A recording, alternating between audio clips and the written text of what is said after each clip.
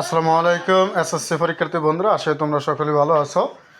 এখানে একটা বিষয় তোমাদের বোঝা খুবই প্রয়োজনীয় যে এখানে যদি বা লগের ক্ষেত্রে এই মাইনাসটা আগে হবে নাকি মাইনাসটা উপরে হবে বার বার আকারে, এটা অনেকে হয়তো বুঝতে একটু কষ্ট হয়ে যাও।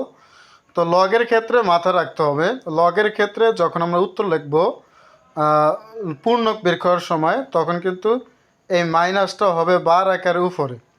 আর না হলে তুমি যদি মাইনাসটা বার আকারে আগে দাও, এর মানে হচ্ছে পুরো অংশটাকেই, লগের আকারে পুরো অংশটাকে তোমাকে ঋণাত্মক বোঝানো হবে।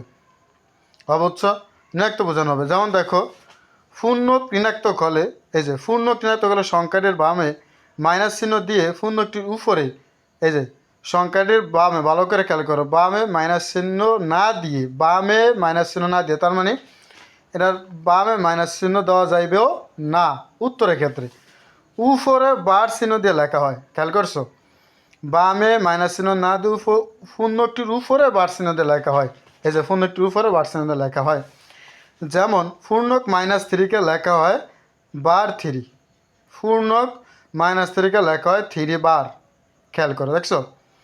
এখন কেউ যদি মনে করো যে এই অ্যান্সারটা সঠিক, এই অ্যান্সারটা হয়তো পারে তোমাদের কোনো নোট বইতে ভুল থাকতে পারে বা কোনো জায়গায় তারা টাইপিং মিস্টেকও করতে পারে, কিন্তু এটার আগে যদি তুমি মাইনাস দাও তাহলে কি হবে, মানে পুরো অংশটাকে ঋণাত্মক বোঝানো হবে। এই যে তা না হলে অংশক সহ, মানে এই যে এখানে যে অংশটা রয়েছে, এই অংশক সহ লগের সম্পূর্ণ অংশটিকে ঋণাত্মক বোঝাবে।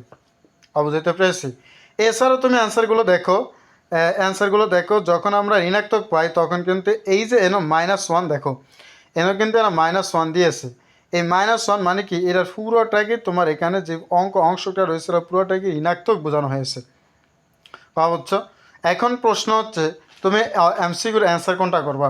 এমসিকিউর অ্যান্সার যদি -4, তোর একটা অপশনে আছে -4, আর একটা অপশনে আছে 4 বার, এই দুইটা অপশনই আছে, তখন তোমরা 4 বার অ্যান্সার করতে হবে।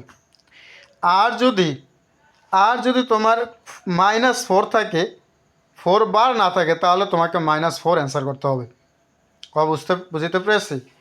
যেমন তোমার এইখানে অঙ্কগুলো দেখো, এইখানের একটু অঙ্কগুলো তোমাদেরকে আমি দেখানোর চেষ্টা করলে তোমরা বুঝতে পারবা। এই যে এখানে -1 মানে 1 বার, আবার -2 2 বার, আবার -3 3 বার। বুঝছো? এই জন্য মাইনাসের আগে যেটা থাকবো, মানে ঋণাত্মক হলে সেটাকে বার আকারে লিখতে হবে। এখানের অ্যান্সারগুলো তোমরা দেখলে বুঝতে পারবা। এই যে -1 এখানে দেখছো, শেষ পর্যন্ত অ্যান্সার লাগছে কি দেখো, এই লগের পূর্ণক 1 বার। বুঝছো? এখানে লাগছে এনে শেষ পর্যন্ত হচ্ছে -4, তার মানে 4 বার, অর্থাৎ সংখ্যার পূর্ণক 4 বার। আসলে বুঝতে পেরেছো? তোমরা আরেকটু ক্লিয়ার হবে, আমরা যখন কোনো পার্সেন্টেজের অঙ্ক করি, শতকরা সুদকাশের অঙ্ক করি, তখন আমরা কিন্তু লিখি, ধরো একটা অঙ্কের অ্যান্সার হয়েছে 7%, এর আগে আমরা লিখি ধরো 60 টাকা, এর আগে কিন্তু আমরা 60 টাকা লিখি, কিন্তু উত্তরে আমরা সেটা টাকা লিখি না, উত্তরে লিখি কি পার্সেন্ট টাকা, যেহেতু শতকরা চেয়েছে এজন্য উত্তরে লিখি পার্সেন্ট টাকা। আর এখানে যেহেতু টাকার অঙ্ক করেছি সেজন্য এখানে টাকা লিখেছি।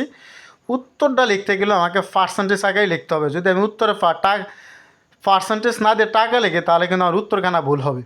ঠিক একইভাবে এখানেও তোমার আগে মাইনাস এরা শো করাইতে হবে, কিন্তু তোমার অ্যান্সারে গিয়ে 4 উপরে বার ব্যবহার করতে হবে, যেটা আমি একটু আগে তোমাদেরকে 4 দেখাইছি।